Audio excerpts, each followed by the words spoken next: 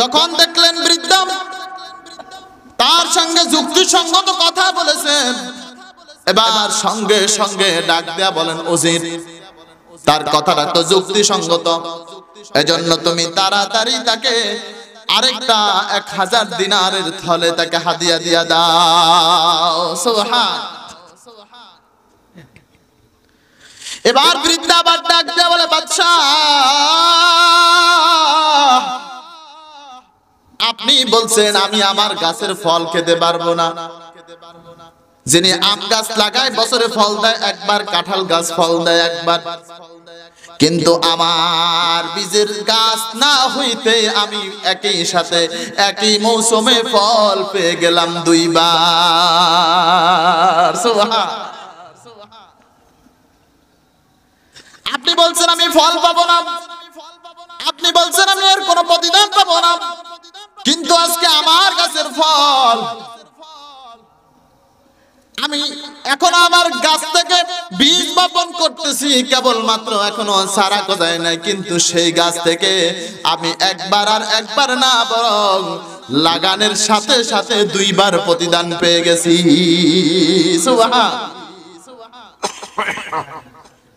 বাদশা ডাক দিয়ে বলেন, বৃদ্ধা তোমার এই কথাটাও যুক্তিসঙ্গত, কারণ প্রত্যেকটা গাছ ফল দেয় মৌসুমে একবার, তোমারটা 2 বার দিল, তার মানে যুক্তিসঙ্গত কথা হওয়ার কারণে বাদশা আবার হেসে দিলেন। হেসে দেওয়ার সঙ্গে সঙ্গে উজির তাকে আরো 1000 দিনারের থলে হাদিয়া দিয়া দেয়। হাদিয়া দিয়ে দেওয়ার পর বাদশা এখনো টের পাইতেছে না, তার আস্তে আস্তে বান্ড পাত্রগুলো খালি হয়ে যাচ্ছেন। বাদশা ডাক দিয়া বলেন, এ বৃদ্ধা তোমার কথাগুলো যুক্তিসঙ্গত হওয়ার কারণে আমি তোমাকে 3 বার হাদিয়া দিয়া দিলাম। উজির পিছন থেকে ডাক দিয়ে বলে, বাদশা আপনি যে বৃদ্ধার কাছে দাঁড়াইছেন, বৃদ্ধা খুব চালাক মানুষ, বৃদ্ধা এমন ব্যবসায়ী সে তার জিন্দগিতে ব্যবসায় লোকসান করতে দেবে না, আপনি তাড়াতাড়ি সামনে চলেন, সামনে চলেন, যদি এখানে তাকি আজকের যত টাকা আছে সব বৃদ্ধার কাছে রেখে যেতে হবে, কারণ বৃদ্ধা যে কৌশল আপনারা হাসাইতেছেন আর আপনি সঙ্গে সঙ্গে 1000 দিনার টাকা হাদিয়া দিয়া দিতেন। বাদশা কয় তাহলে তাড়াতাড়ি চলো। আল্লাহ পাক রব্বুল আলামিন বলেন, ও দুনিয়ার মানুষ, বাদশা হারুনুর রশিদ তো একটা ভিক্ষুক মানুষ। আল্লাহ পাক বলেন, ওয়াল্লাহুল গনিয়্যু ওয়া আনতুমুল ফুকারা, পৃথিবীতে একমাত্র ধনী হলেন তিনি কে? আল্লাহ বলেন সব মানুষ হলো ভিক্ষুক। বাদশা হারুনুর রশিদ ভিক্ষুক হওয়ার কারণে, যেমন এখানে একটা বক্স আছে, যদি একটা একটা করে টিস্যু টান দেয় তাহলে একদিন এই টিস্যুর বক্সটা খালি হবে কি হবে না? আল্লাহ পাক বলেন আমি আল্লাহ তো ধনী মানুষ, সব হলো ভিক্ষুক। অতএব ভিক্ষুকের সাথে যদি তুমি ব্যবসা করো তাহলে একদিন না একদিন লোকসান হয়ে যাবে। এই কারণেই তো দেখা যায় যার লয় আছে তার ক্ষয় আছে, কারণ সব হলো ভিক্ষুকের দল। আপনি চেয়ারম্যানের কাছে যাবেন, চেয়ারম্যান এমপির কাছে ভিক্ষুক, এমপির কাছে যাবেন এমপি মন্ত্রীর কাছে ভিক্ষুক, মন্ত্রীর কাছে যাবেন মন্ত্রী প্রধানমন্ত্রীর কাছে ভিক্ষুক, প্রধানমন্ত্রী অন্য রাষ্ট্রের কিসের সাথে, বাদশার সাথে ভিক্ষুক, সব হলো ভিক্ষুক। ভিক্ষুকের কারণে ভিক্ষুকের সাথে যদি আপনি ব্যবসা করতে যান তাহলে লোকসান হয়ে যাবে। আল্লাহ কয় বান্দা, আর আমি আল্লাহর সাথে যদি ব্যবসা করতে পারো, আমি আল্লাহর সাথে যদি ব্যবসা করতে পারো, ওলামায়ে কেরাম সাক্ষী, আল্লাহ বলেন লান তাবুর, লান মানে হলো নফি জুহাদ বলান দরফেল মুস্তাকবিল মারুফ, ঠিক আছে না হুজুর? লান তাবুর, আল্লাহ কয় আমার সাথে ব্যবসা কর। বাদশা হারুনুর রশিদ 3 বারের পরে দিতে গিয়ে তার মনের ভিতরে কাঁপতেছে, আর আমি আল্লাহ তো এমন রব, 1 বার কেন, 2 বার কেন, 3 বার কেন, 4 বার কেন, বান্দা তোরে আমি ছোট্টবেলা থেকে মায়ের গর্ভ থেকে দেওয়া আরম্ভ করছি, যেই সময় তোর কোনো আওয়ামী লীগ করতে পারি না, বিএনপি করতে পারো না, কোনো দলের কোনো এমপি মন্ত্রী তোর সাথে কেউ ছিল না, যখন তুমি বলতে কেউ ছিল না, আল্লাহ বলেন হাল আতা আলাল ইনসানি হিনুম মিনাদ দাহরি লাম ইয়াকুন শাইআম মাযকুরা। এই পৃথিবীর মানুষ, তোমাদের কি এমন একটা সময় অতিক্রম করে নাই যেই সময় আমি জহিরুল ইসলাম মুফতি বলতে কেউ ছিলাম না? এমন একটা সময় আমাদের সবার অতিক্রম করছে কি করে নাই? আল্লাহ কয় ওই সময় আমি আল্লাহ তোরে কম দেই নাই, যদি ওই সময় যদি মায়ের গর্ভে যদি কম দেওয়া আরম্ভ করতাম, তাহলে বান্দা তুই দুনিয়ায় আসতে পারতি না। দুনিয়ায় আসার পর আমি আল্লাহ তোর মায়ের গর্ভে দুধ দিয়া দিলাম, সেখানেও আমি তোর কমতি করি নাই। এরপরে আস্তে আস্তে খাবার যখন খাইতে আরম্ভ করছো, আমি আল্লাহ কোনো দিক দিয়ে তোমার জন্য কম করি নাই। বান্দা কবরে যাওয়ার আগ পর্যন্ত কোনোদিন কম করব না। কারণ হলো আমি হলাম ধনী, ধনীর দরবার থেকে নিলে ধনী ব্যক্তি কোনোদিন তার ভান্ডার খালি হয় না, ঠিক না? আর ভিক্ষুকের কাছে যদি নিতে যাও, ভিক্ষুকের সাথে যদি ব্যবসা করতে যাও, ভিক্ষুক তো হয়তো সারাদিন ভিক্ষা করতে করতে 20 টাকা পাইছে, সেই 20 টাকা অনুযায়ী বাজার করবে। অতএব তুমি দুনিয়ার মানুষের সাথে ব্যবসা না কইরা আমার সাথে যদি ব্যবসা করতে পারো, আমি আল্লাহ তোমাকে বিনা হিসাবে, হিসাব ছাড়া আমি আল্লাহ তোমার ব্যবসায় লাভবান বানায় দিব। हर गरीब देखे तू तैयार है, जो ना मांगे उससे तू बेजार है। हर तरफ से हो के हम खारो तबा आ परे अब तेरे दर पर या इला। আল্লাহ বলে দুনিয়ার মানুষের সাথে ব্যবসা করিস না। ব্যবসা যদি করতে হয় আয় আয় আমার সাথে ব্যবসা কর। এবার কি ব্যবসা করব? আল্লাহ কয় ইন্নাল্লাযিনা, নিশ্চয়ই। আল্লাহ আগে বলে ইন্না, নিশ্চয়ই, যাতে দুনিয়ার মানুষ হলে বাংলাদেশের মানুষ, লালমোহনের মানুষ, কালমার মানুষ, সরসকিনার মানুষ যাতে অস্বীকার করতে না পারে। আল্লাহ কয় ইন্না, নিশ্চয়ই, আল্লাযিনা, যারা ইয়াতলুনা কিতাবাল্লাহ, 1 নাম্বার কোরআন তেলাওয়াতের ব্যবসা করবে, এই ব্যবসায়ী কোনোদিন লোকসান হবে না। সুবহান। কেন লোকসান হবে না? একটা একটা করে কমু। আমার আলোচনার ধরন তো আপনারা জানেন, আমি কিন্তু একেবারে ওদিক থেকে একটু ওদিক থেকে একটু এভাবে আলোচনা করার অভ্যাস আমার নাই। গতকালকে 3.5 ঘন্টা কথা বলছি। মাওলানা আব্দুল হক সাহেব একটা কথা বলছে, হুজুর ওয়াল্লাহি আমি আমার জীবনে যত আলোচনা শুনছি আপনার মতো যেভাবে ধরে সেভাবে শেষ করে শুধুমাত্র আপনারে পাইছি। আগামী বছর 6 মাস আগে আপনাদের দাওয়াত দিয়ে রাখুন। কারণ আমি আপনারা 2টা ঘন্টা এখানে দিবেন, কিন্তু 2টা ঘন্টার পর আমি আপনাকে কি দিলাম, আমি আপনাদেরকে কি দিলাম, আপনারা কি নিয়ে গেলেন, হিসাব দরকার আছে না নাই? শুধু এদিক এদিক ঘুরলাম, শেষমেশ কিছু নিতে পারলেন না, তাহলে কোনো লাভ নাই। আল্লাহ বলেন ইন্নাল্লাযিনা ইয়াতলুনা কিতাবাল্লাহ, নিশ্চয়ই যারা আল্লাহর কোরআনের তেলাওয়াত করে। কার কোরআনের তেলাওয়াত? আল্লাহ পাক রব্বুল আলামিন এই পৃথিবীর মানুষকে হেদায়েতের জন্য অসংখ্য অগণিত নবী এবং রাসূল পাঠাইছেন, কিন্তু আল্লাহ পাক অবাক হবেন, আল্লাহ পাক এত নবী পাঠানোর পরে আসমান থেকে কিতাব এবং সহিফা পাঠাইছে মাত্র 104 খানা। সুবহানাল্লাহ। নবী হলেন লক্ষাধিক, কিতাব পাঠাইছে কয়টা? 104 খানা। এখানে মানুষ যদি হয় 200, কম্বল যদি 10টা পাঠায়, তাহলে টানাটানি বাঁচবে কি বাঁচবে না? আবার এই 10টার ভিতরে মেম্বার যদি বাড়িতে নিয়ে 9টা উঠা, তাহলে একটার পরিস্থিতি কেমন হবে? আল্লাহ নবী পাঠাইছে লক্ষাধিক, কিন্তু আল্লাহ পাক কিতাব দিয়েছে মাত্র 104 খানা। তাও আবার অবাক হয়ে যাবেন, 104 খানা কিতাবকে মাত্র 8 জন নবী এবং রাসূলের উপর অবতীর্ণ করেন। সুবহানাল্লাহ। কয়জন? লক্ষ লক্ষ নবী সব পড়ে রয়েছে। আল্লাহ পাক সর্বপ্রথম হযরত আদম আলাইহিস সালাতু ওয়াস সালামের উপর আল্লাহ পাক 10টা সহিফা অবতীর্ণ করেন। সুবহানাল্লাহ। 2 নাম্বার আল্লাহ পাক হযরত শীশ আলাইহিস সালামের উপর 50টা সহিফা অবতীর্ণ করেন। বুঝে থাকলে বলেন 50 আর 10 কত হয়? এরপরে হযরত ইদ্রিস আলাইহিস সালাম যখন দুনিয়ায় আগমন করেন, আল্লাহ পাক ইদ্রিস আলাইহিস সালামের উপর 30টা সহিফা অবতীর্ণ করেন। সুবহান। কত হইছে? 4 নম্বরে হযরত ইব্রাহিম আলাইহিস সালাম, জাতির পিতা। জাতির পিতা কে? জাতির পিতা ইব্রাহিম। আমি আরেকটা বাড়া কই, জাতির পিতা শেখ মুজিব, জাতির পিতা ইব্রাহিম, জাতির পিতা কে? আল্লাহ পাক এত কারিশমা জানে গো। আমরা যদি হুজুররা যদি বলতাম তাহলে খারাপ হইতো। আল্লাহ পাক এমন ভাবে বানাইছে, ঢাকার শহরের বিভিন্ন বিশ্ববিদ্যালয়ে ছাত্ররা মিছিল করে, শেখ মুজিব গোড়ার ডিম, জাতির পিতা ইব্রাহিম। সুবহান। শেখ মুজিব গোড়ার ডিম, গোড়ার ডিম আছে নাকি? কয় শেখ মুজিব গোড়ার ডিম, জাতির পিতা ইব্রাহিম। এর কারণ হলো বন্ধু, আমি মৌলবী যদি বলতাম তাহলে আমারে গ্রেফতার করে নিয়ে যাইতো। যদি আপনাদের বাজারের মসজিদের ইমাম সাহেব বলতো তাহলে তারে গ্রেফতার করে নিয়ে যাইতো। আল্লাহ কয় শেখ মুজিব তো জাতির পিতা হইতে পারে না, শেখ মুজিব জাতের পোতা হইতে পারে, পিতা কোনোদিন হইতে পারে না। ঠিক কিনা?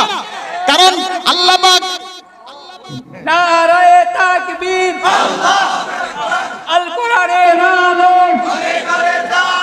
আল কোরআনের আলো, সংসদের আলো, নারায়ে তাকবীর, আল্লাহ পাক রব্বুল আলামিন 16 নম্বর পারা 17 নম্বর পারায় সর্বশেষ আয়াতের ভিতরে আল্লাহ পাক রব্বুল আলামিন বলেন মিল্লাতা আবিকুম ইব্রাহিম হুয়া সাম্মাকুমুল মুসলিমিন। আল্লাহ পাক রব্বুল আলামিন সন্তানের নাম বাবাই রাখে নাকি অন্য কেউ রাখে? বাবাই তো রাখে। আল্লাহ কয় তোমাদের বাবা হলো ইব্রাহিম আর বাবা তোমাদের নাম রাখছে মুসলমান, আর জাতের পোতা হলো শেখ মুজিব, আমাদের নাম রাইখা দিয়েছে আওয়ামী লীগ।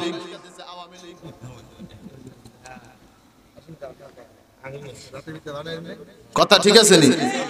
জাতির পিতা যদি ইব্রাহিম হইতো তাহলে আমরা মুসলমান, জাতের পোতা যখন শেখ মুজিব তখন আমাদের আওয়ামী লীগ হইতে অসুবিধা নাই। আওয়ামী লীগ হইবেন না, আপনার রাস্তা হবে না, কালবট হবে না, আপনার মামলা আর মামলা, মামলা আর মামলা। এমন একটা দিন আমাদের সমাজে গেছে কি যায় না? আজকে কোন মনে হয় যায় না, মনে হয় আপনার এলাকায়। আল্লাহ কয় জাতের পোতা, জাতের পোতা যাও তো সব সময়টা দাঁড়ায় না মুসলমান বন্ধু। জাতের পোতার কারণে আল্লাহ পাক এমন বেইজ্জতি করে ফাটাইছে, সকালবেলা থেকে দুপুর পর্যন্ত রান্না বাড়া করছে, খুব সুস্বাদু খাবারগুলো পর্যন্ত খেয়ে নিজের পেটে কোটটা নিয়ে পর্যন্ত ফালানোর সুযোগ পায় না। ঠিক না?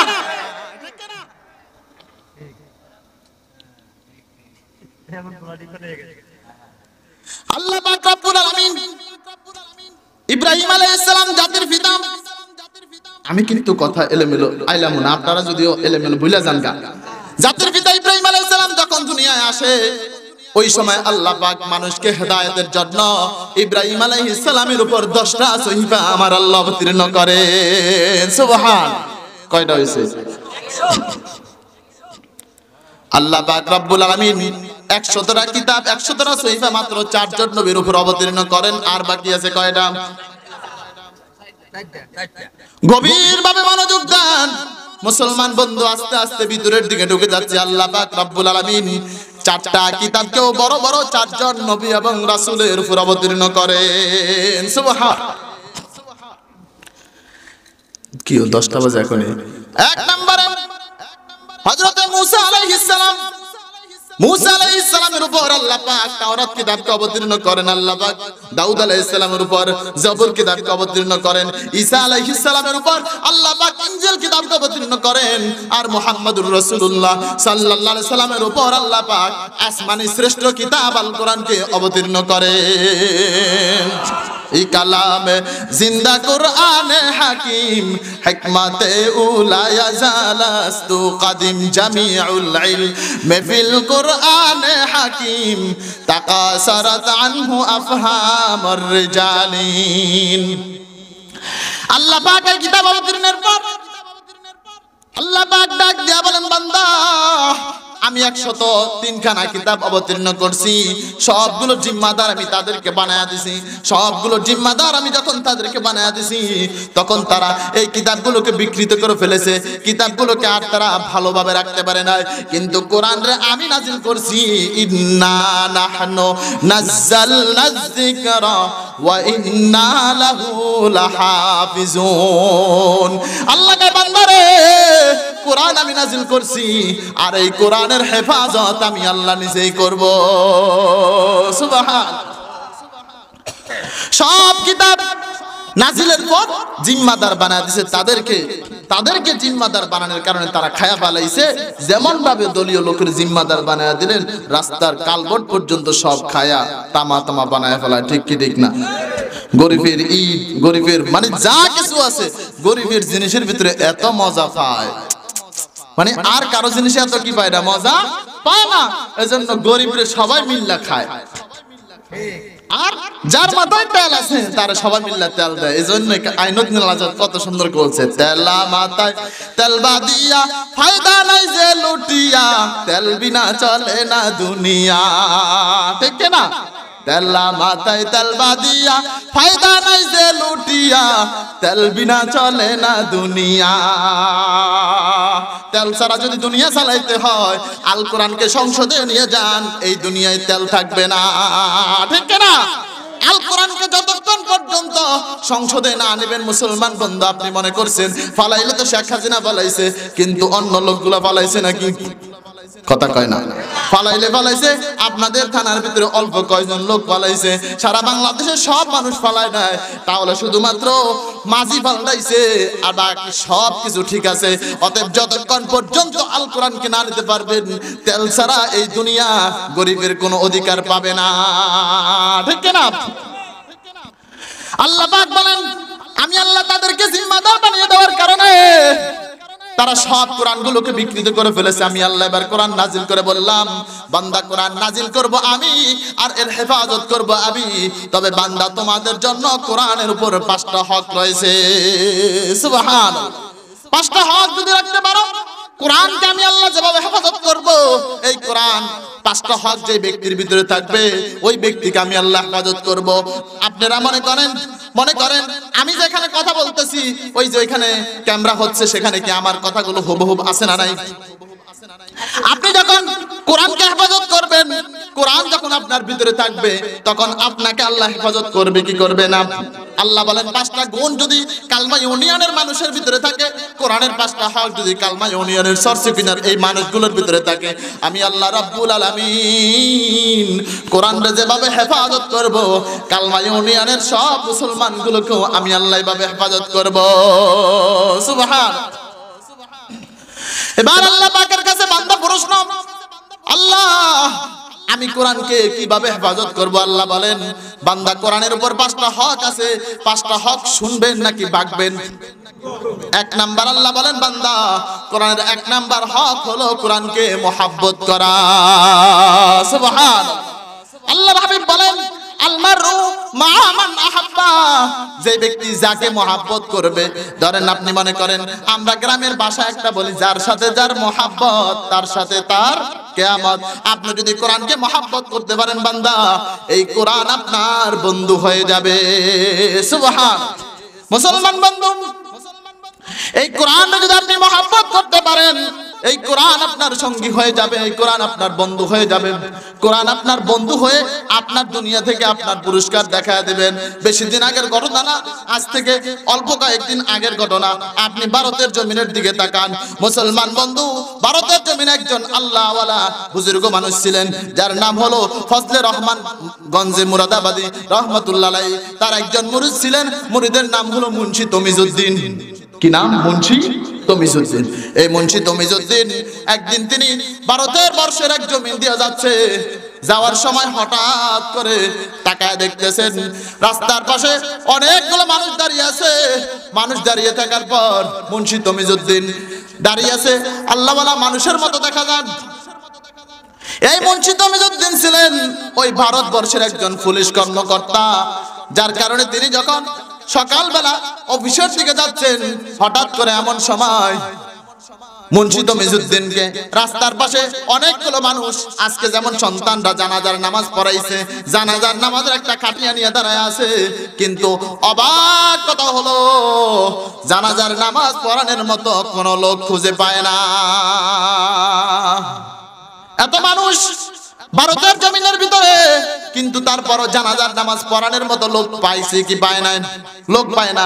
রাস্তার পাশে দাঁড়ায় আছে, কিন্তু আপনাদের মাদ্রাসার কত ছোট্ট ছোট্ট শিশুগুলা আপনাদেরকে কিভাবে আপনার জানাজার নামাজ পড়াবে, কিভাবে তার বাবার জানাজার নামাজ পড়াবে, সব মুসলমানের জানাজার নামাজ কিভাবে পড়াবে, আপনাদের সামনে প্র্যাকটিক্যাল দেখাইছে কি দেখায় না? কিন্তু তারা এত বড় মানুষ, হাজার হাজার মানুষ জানাজার নামাজ পড়াইতে পারে না। আল্লাহ বলেন, বান্দারে আলেম ওলামার কত গুরুত্ব। এ মুসলমান বন্ধু, আলেম থাকবে তো সেই সমাজের মানুষের মৃত্যুটা সুন্দর হবে। আলেম যদি না থাকে তাহলে কুকুর আর শ্রীগাল আর হিংস্র প্রাণীর মতো তার মৃত্যু হবে। ঠিক কিনা? আলেম ওলামার বিরোধিতা যখন করবেন, গতকালকে ওই জায়গায় বলেছি, আওয়ামী লীগের এক নেতার যখন জানাজার নামাজে এক নেতারে বলছে, এক হুজুরের ইমাম সাহেব, হুজুর আপনি জানাজা পড়াইতে হবে। হুজুর চাপের মুখে হুজুরের দেশে চলে গেছে, আরেকজনের ডাইকা নিয়ে আসছে, হুজুর যদি জানাজার নামাজ না পড়ার আপনার কি শেষ, চাকরি শেষ। হুজুর চাপের মুখে জানাজার নামাজ পড়ানোর পরে একজন জিজ্ঞেস করছে, কেউ মিয়া আপনি একটা নাস্তিকের জানাজার নামাজ পড়াইলেন? জানাজার নামাজ পড়াইছে ঠিক, কিন্তু আমার ওযু ছিল না। কি ছিল না? তো ওযু ছাড়া জানাজার নামাজ পড়ানো না পড়ানোই তো কি সমান? ওযু ছাড়া জানাজার নামাজ পড়ানো আর কুত্তারে মাইরা জানাজা ছাড়া মাটি দেওয়া সমান, ঠিক ঠিক না? মুন্সি তমিজউদ্দিন যখন রাস্তার পাশ দিয়ে হেঁটে যাচ্ছেন, হঠাৎ করে মানুষগুলো মুন্সি তমিজউদ্দিনের দাড়ি দেইখা ভাবতেছেন তিনি মনে হয় বড় আলেম হবেন। ডাক দিয়ে বলে, ও বাবা, ও প্রতীক মানুষ, আপনি দয়া করে আমাদের জানাজার নামাজ পড়ায়া আমাদেরকে মহা বিপদ থেকে আপনি রক্ষা করেন। মুন্সি তমিজউদ্দিন বলেন, আমি আপনাদের জানাজার নামাজ পড়াবো কিভাবে? আমি তো আলেম না।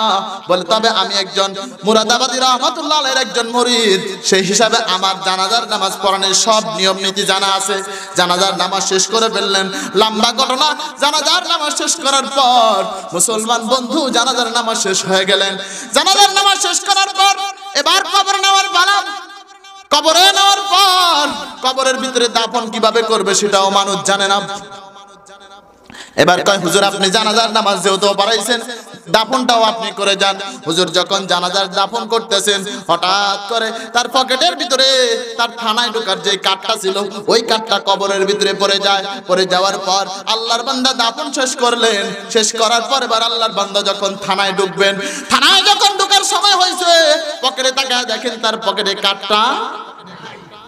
কাঠ যদি না থাকে তাহলে তো ঢোকার কোনো অধিকার নাই।